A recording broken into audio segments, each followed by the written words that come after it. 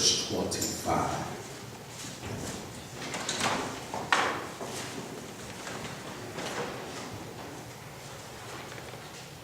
When you have it, say amen. Amen.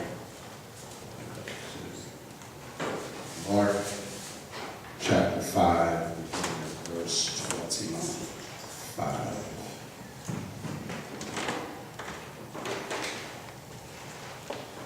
I'll be reading out of the Amplified Version. And it reads, "And there was a woman who had a flow of blood for 12 years, and who has endured much suffering under the hands of many physicians, and has spent all that she had, and was no better, but instead grew worse. She had heard the reports concerning Jesus, and she came up behind him in the throng and touched his garment. For she kept saying, 'If I only touch his garments, I shall be restored to health.' And immediately her flow of blood was dried up at the source, and suddenly she felt in her body that she was healed of her distressing ailment. Jesus, recognizing in himself that the power proceeding from him had gone forth, turned around immediately in the crowd and said, 'Who touched my clothes?' And the disciples kept saying to him, 'You see the crowd pressing hard around you from all sides, and you ask, Who touched me?' Still he kept looking around to see her who had done it. But the woman, knowing what had been done for her, though alarmed and frightened and trembling, fell down before him and told him the whole truth. And he said to her, 'Daughter, your faith, your trust and confidence in me, springing from faith in God, has restored you to health. Go in or into peace and be continually healed and freed from your distressing bodily disease.'" You may be seated in the presence of the Lord. I want to talk for a few moments from the subject, pressing into his presence. Pressing into his presence. We are, church, under siege. Let me say that again. We, church, are under siege. And what I mean is we're under siege by so many things from the outside. We're dealing with probably an alarming rate of crime, an alarming rate of people going into addiction. We're dealing with people that are going through very genuine and real pain, physically, emotionally, spiritually, that we have never seen before. And the truth of the matter is, it is very difficult for people to come to a place and readily say that I'm hurting. It's very hard to say at times, I am not 100%. Because saying those things in many people's minds suggests that suddenly we have given up on what we are doing. We have tried all we can try. We can't do anymore, and there is no help to be found. And the truth of the matter is, when I look at how life looks right now, if I didn't have Jesus, I probably would be in the number. If we're honest about it, many of us struggle, even with the Lord being on our side, to look at everything around us and say, is it really going to get any better? Yes. And as hard as we try, as much as we try, we continually struggle with saying whether or not God is going to show up for us, or we're just going to have to endure more and more pain. But I'm here to tell you, as confident as I can tell you, and as boldly as I can tell you, no matter what state we are in, inside or outside these four walls, God is still God. Yes. And that is something worthy of a shout. Because even when we're going through our hardest times, even when we're dealing with the most pain we've ever dealt with, even when chaos is breaking loose every which way, God is still God all by himself. And when I look at how things may look right now, in every state of living, I think about what Satan tried to do a long time ago. Y'all remember the story? Satan was trying to overthrow heaven and trying to take over things, and he was trying to say God was not who he said he was. He convinced about a third of the angels in heaven to try to rise up with him and go to war with the King of Kings. And after all that mess, he got kicked out of heaven, and suddenly he was looking like a fool with no kingdom. But the one thing that Satan really is, he is a very vindictive being. Oh, and if we're honest about it, some of us know what that kind of vindictive spirit looks like. And if we're really honest about it, every once in a while we walk with Satan long enough to really understand how to truly be vindictive. And if we go even deeper, I know I'm trying to go to all the levels, but if we're really deep about it, we probably taught the devil a few things about being vindictive. But even so, the devil's whole agenda is to try his best to discredit God in every way, shape, or form. If he can make sure that humanity is out of whack, if he can make sure that creation is off course, if he can make sure that leaders are over here and that the people are over there, if he can get into the church house and cause people that love the Lord that hate one another, whatever he can do to try to discredit God, that is his goal. And because it's his goal, we have to be very, very aware of what our responsibility becomes. Our responsibility is not just about our individual lives, but it's to make certain that no matter what we got to do, we got to press into his presence. Let me say it again. We got to press into his presence, because in his presence is everything that we need. If we need a word, it's in his presence. If we need healing, it's in his presence. If we need deliverance, it's in his presence. Whatever we need is in his presence.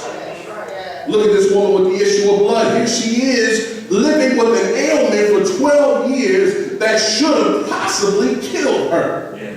She was bleeding constantly. There is no way in the world that you can conceive in your mind bleeding every day, constantly, over and over and over again, and expect to be alive, let alone be alive for 12 years. So in that situation and circumstance, this woman is a walking miracle anyhow. And sometimes we need to stop and just take about 5 seconds and look at ourselves. And even though we're not in the best shape that we thought we wanted to be, we need to thank God that we're still yet standing. See, she was still standing even after all this. She had been manipulated by doctors. She had been manipulated by all these different people that wanted to profit off of her pain. She has gone through some of the worst stuff that she could possibly go through. Here she is in exile because she was unclean. She was in exile in the religious community because nobody wanted to touch her. Nobody should touch her because the law suggested that she shouldn't be around anybody whatsoever. Here's a woman that has lost all her money trying to fix herself, has lost every possible thing she has, and yet and still she finds herself in the midst of a crowd where Jesus is.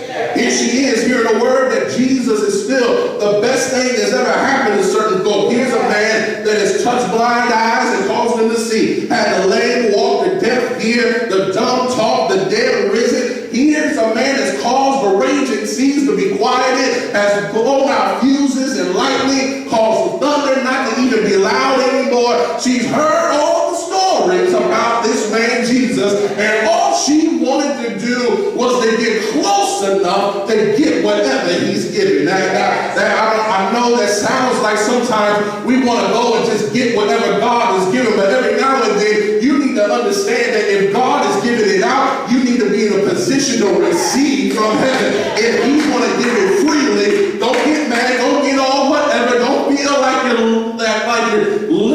you're sucking him dry. No, if he's giving it freely, that means he wants you to have it. So if he wants you to have joy, you better open your hands and receive it. If he wants you to have peace, open your hands up and receive it. If he wants you to be whole again and to be healed in your mind, your heart, and in your spirit, open up yourself and let it flow in. But here she is, pressing into a place where nobody wanted her around.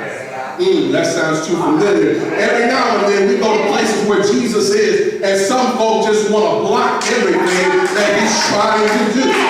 But somehow this woman didn't care if she was on her feet or on her knees. She knew that if I can just get close enough to him, that's a shouting moment for me. If I can just get, I don't need to touch his feet. I don't need to touch his hands. I don't need to touch his face. If I can just touch the hem of his garment, what is she saying? If I can just get to his presence, it's going to be all right. Have you ever just had a moment when you woke up on a Sunday morning, you looked all around you and you said, if I could just get to the church house. Oh, come on, talk to me. Have you ever had a moment on a Monday when you just said, if I could just get to my car and call on his name? Have you ever had a Tuesday when you had to just get home and go down to the basement and say, if I could just get 5 minutes with the Savior, I know everything's going to be all right. I don't know about you, but I think every now and then you need to say to yourself, it's time to just press on in. It's not about whether or not you get here. He wants you to get to him. Now, she's on her face, crawling on the ground, trying to get around people, blocking her from access to Jesus. Here she is. The law blocked her.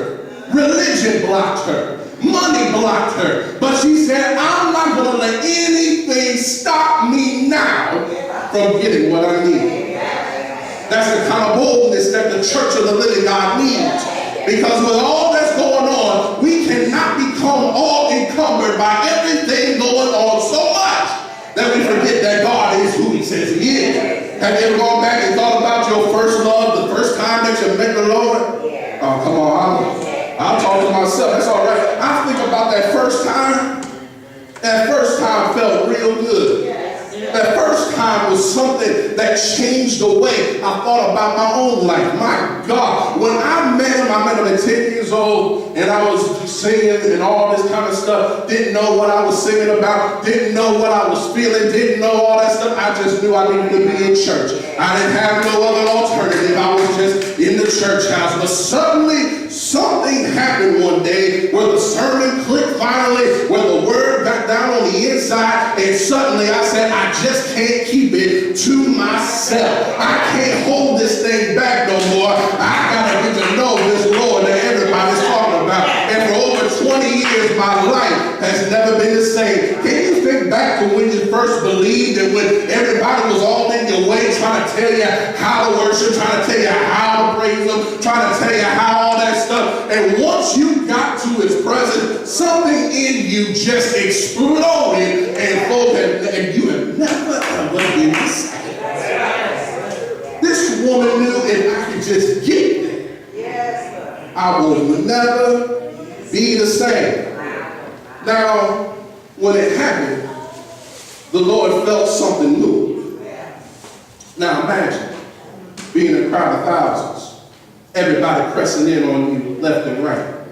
Everybody all around you, surrounding you. Some of us don't even like people being 20 feet from us, let alone about all shoulder to shoulder.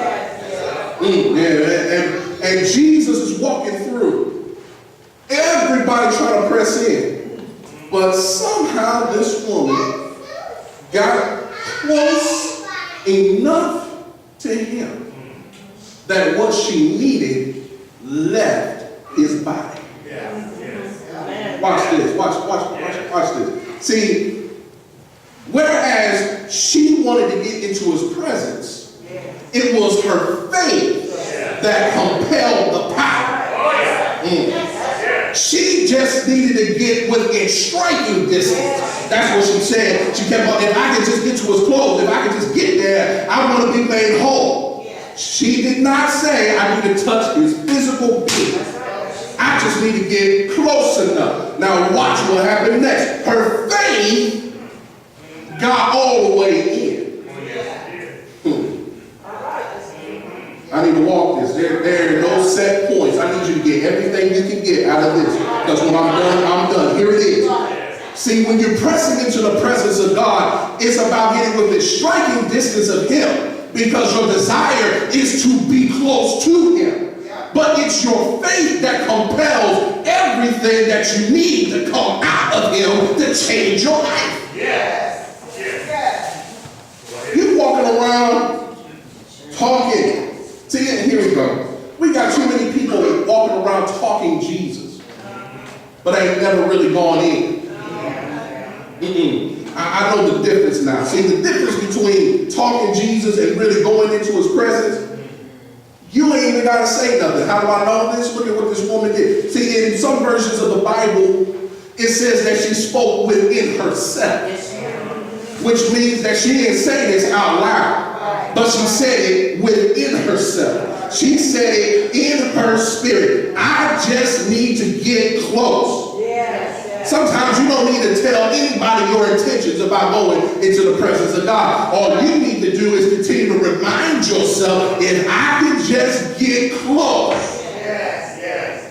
What does it mean to get close? It means that you don't worry about all the other stuff that tries to stop you. You are so desperate for him that nothing else matters.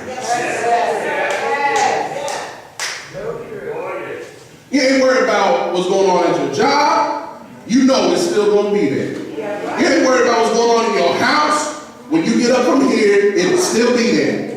But if you get into his presence, I promise you one thing, if you're so desperate, maybe, just maybe, when you get up from his presence, the stuff that was waiting on you at home, he would have already canceled it out before you step on in. And why? Because you believe that he can change you. When she touched him, she felt that the illness or the ailment will stop, watch this, at its source. It will stop at its source. Some of us ask God to put bandages on things he's trying to heal right down to the core. I have this problem, y'all. I'm man enough to admit it. I got this problem. I think I've had this problem since I was a kid because I'm just fascinated by really odd things. I don't really like the healing process of the body when it comes to cuts. You'll understand. So, you know, when things begin to heal, you get this scab that looks really ugly. I don't like ugly looking scabs. You're right. And some reason, I pick at it because it don't feel right. It's just odd. Kids do it, dogs do it. Nobody likes it. But what we don't always realize is that picking at an ugly thing, we're not allowing it the kind of time to really do its work. That's right. We're not allowing the body to get to the source of the problem, to heal the thing at its source. We're trying to re-enter the thing and go back to what it felt like to go through the pain. And a whole lot of us rehearse the same pain, not realizing that we're hindering the process of God healing at the source.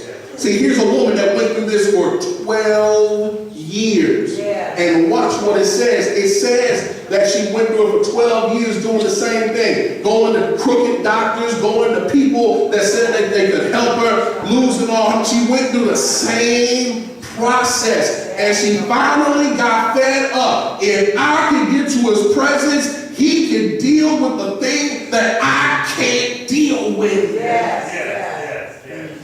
And when power left Jesus, it healed her at the source. But then Jesus had a question. Who touched me?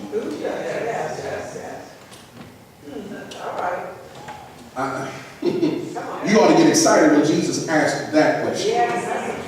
Not because he doesn't know, but he is ready to identify you to the world as one that he has blessed. You got to know that when God raises the question, it is not because he is trying to embarrass you, but it's because he does not want you to become silent about how he's moved in your life. See, here's what happens. I've known some people that have been blessed in ways that I could never imagine. I know these people personally. They have been blessed in ways that it just blows my mind. But somehow, some of them all of a sudden became silent.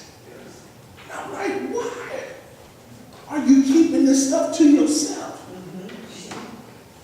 They'll say stuff to me like, well, I just don't want everybody to know. I don't want everybody in my business. I don't want to hear all this stuff from all these folk that didn't go through what I went through. They tell me this stuff. And if we're honest in here, some of us have been blessed like that and we've been guilty. That's right. We all of a sudden get real tight-lipped about what God does because we are scared of what people might think. Ladies and gentlemen, there comes a point when your silence will be broken. That's right. That's right. And when your silence is broken, it's because God will look at you and say, who did this?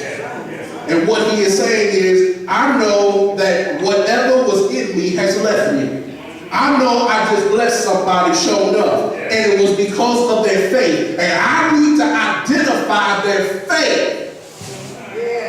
I don't need to identify them. I need to identify their faith. Faith and trust moves God. You hear what I'm saying? Faith, trust moves God. You don't got to be the loudest. You just got to have a crazy kind of faith. I believe God for stuff that's so insane that people still call me crazy. And when I look back at what I believe God for and how he showed up for me and look at everybody that looked at me crazy, I look back and say, you just don't understand.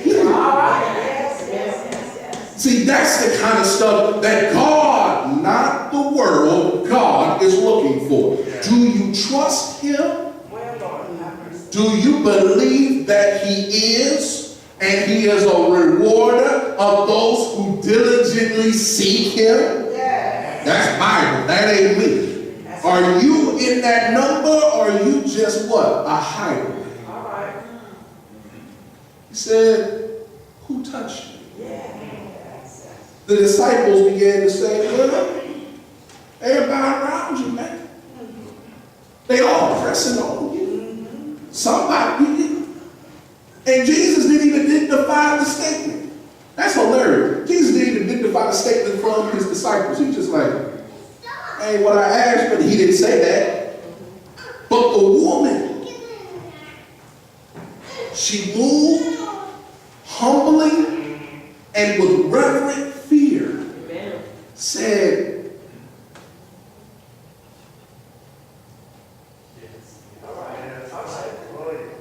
she knew it was her.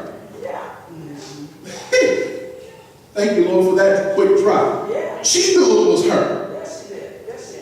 Because she was the recipient of the healing.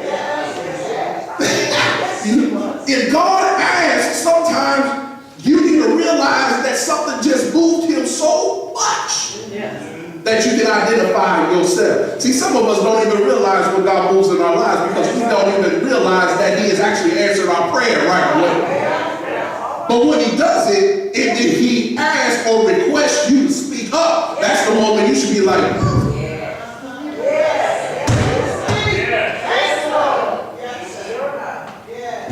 not in arrogance, but in a humility that says, I know you could have blessed anybody like this.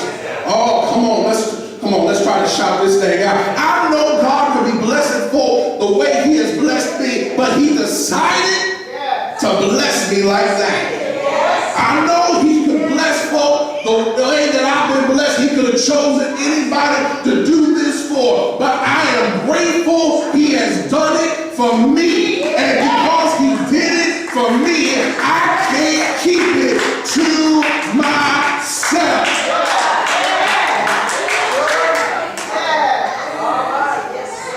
me seal this up. Here is where the difference between blessing and overflow happens, okay? I need to seal it up. I'm almost finished.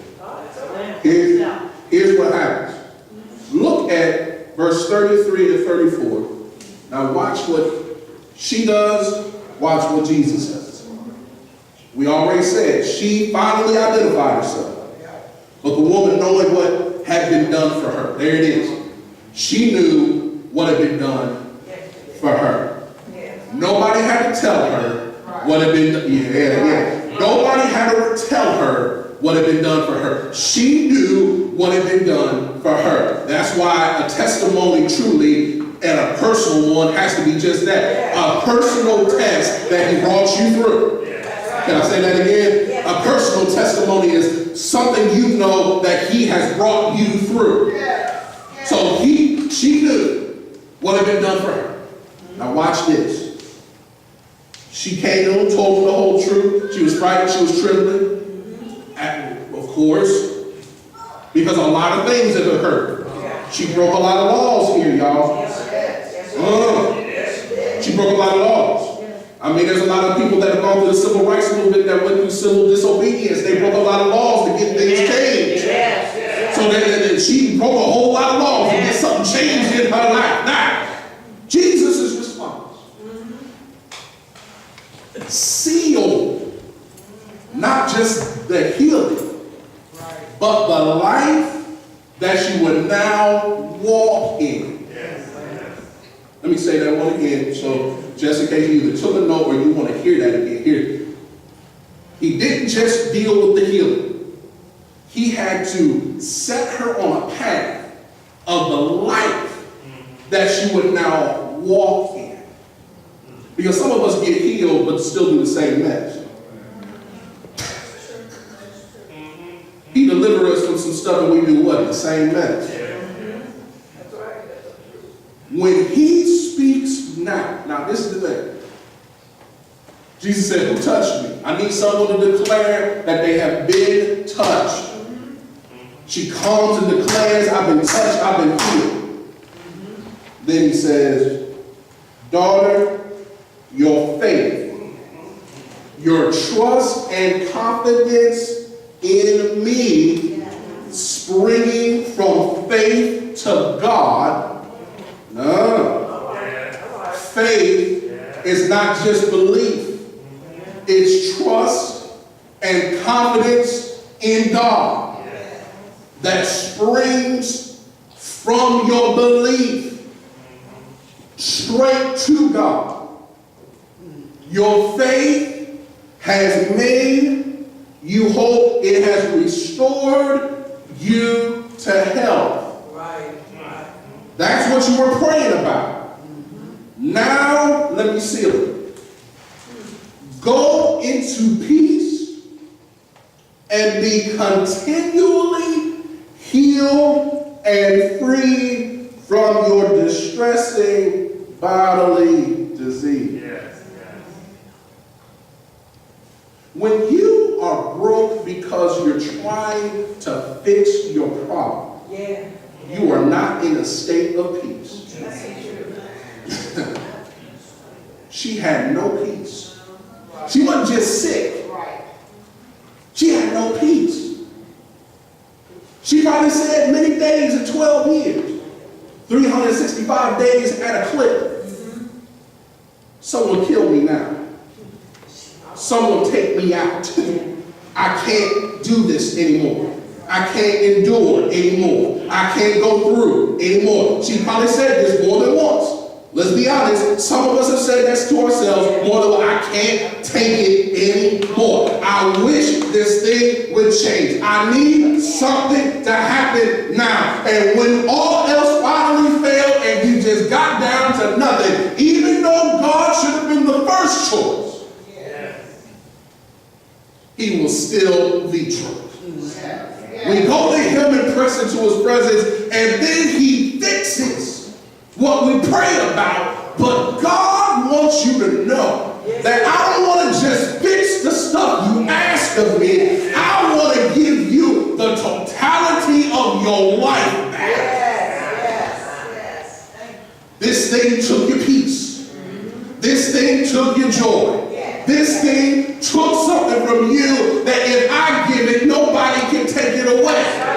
My God, you gave up some stuff because of this circumstance. But if you just let me take that, I'm going to give back to you the years that the cankerworm has taken from you. I'm trying to give you the life you deserve because you are my child. That's why you can't leave too quick. When the word is going out, you can't move too fast. Because the Lord is trying to let somebody know, if you just let me take this, I'm going to give back to you everything. I know you made some mistakes in your past, but baby, when I get you in my presence, I'm not only going to turn it around, but I'm going to give to you everything that you should have had years ago. I'm going to restore to you the years.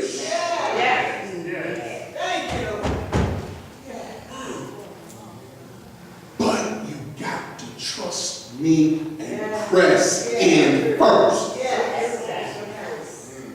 That's where we're at. You can't just say, Lord, I want more of you, and sit. Amen. Yes, sir. Yes, sir. I use this analogy all the time. I was a two-sport athlete in high school. I said if I was going to play on the team, my goal was to start. It wasn't to be on the bench. And pretty much every year that I played sports in high school, I was a starter. It didn't matter where I started, I was a starter. When I was on the football team, I wasn't on offense, I wasn't on defense, but somehow I found myself on special teams. If I could just get on the field, I'm going to get what I want. And then the next year, I started where I wanted to. You see what I mean? If you really want something from the Lord, you can't do it from the bench. You can't. I never heard anybody. They talk about LeBron James. LeBron James, best player on the planet, and guess what? He is right now, best player on the planet. No doubt about it. I'm a Kobe Bryant fan, and I usually got to say, yeah, Kobe's on the downwind. But the best player on the planet right now is LeBron James. He's a physical specimen. He's all these things. He got 2 rings right now. He's the man right now. But I just want to put out here for just a moment that he went to a high school where he wasn't the only one that was as good as he was. So what's the difference between LeBron James and the other cats that he started with back in high school? The difference was he wanted something so bad and he was willing to go for it with everything he had. And here's where we are, church. We say we want the Lord to show up. We say we want the Lord to move. We say we want the Lord to fix something in our lives. Well, baby, here it comes. When you look at yourself, the Bible says, bless the Lord, oh my soul, and all that is within me, bless his holy name. That means it can't just be my money. It's got to be my lips. It can't just be my lips. It's got to be my prayer. It can't just be my prayers. It's got to be my praise. It can't just be my praise. It's got to be my worship. Whatever is in me has got to go out. Yes, sir. Yes, sir.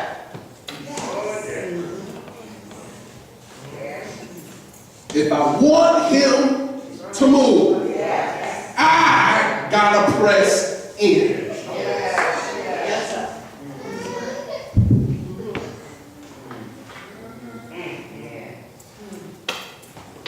I want you to understand something.